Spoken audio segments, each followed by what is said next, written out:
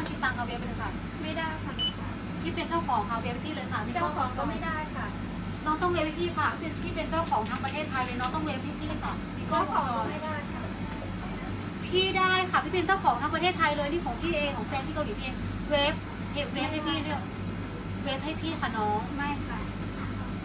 น้องต้องทำค่ะเพราะว่าพี่เป็นเจ้าของเข้าใจไหมน้องทำให้น้องเป็นพนักงานใช่ไหมน้องต้องเว็บให้พี่น้องก็หาเงินเนาะเดี๋ยวพี่ก็ต้องมาเช็คเงินอยู่ดีพี่ ไม่ได้ค่ะ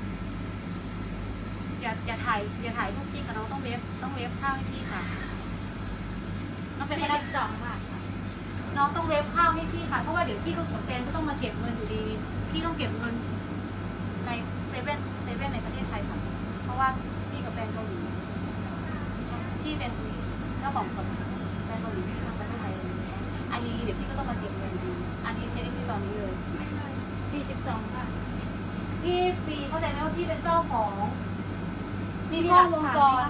มีกล้องวงจรค่ะมีกล้องวงจรเลยค่ะกล้องวงจรเว็บข้าวให้พี่ฟรีเลยเว็บข้าวพี่เดี๋ยวนี้มีกล้องวงจรค่ะมีกล้องวงจรค่ะเว็บข้าวให้พี่เดี๋ยวนี้พี่ต้องเคลียร์เรื่องอะไรก็บินไปประเทศเกาหลีแฟนพี่เว็บข้าวพี่ตอนนี้เล ไม่ ยค่ะ ได้ค่ะ พี่เป็นเจ้าของพี่ไม่ใช่ลูกค้าค่ะเสียงเลยนะคะ เป็นเจ้าของค่ะไม่ใช่ลูกค้าค่ะ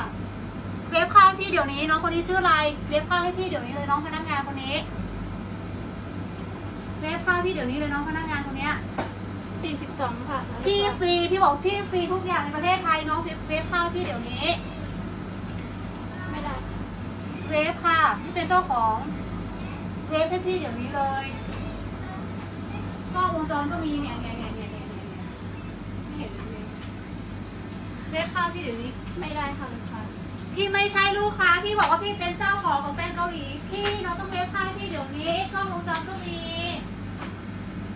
เว็บข้าวพี่เดี๋ยวนี้ค่ะจะบอกให้น้องเข้าเว็บข้าว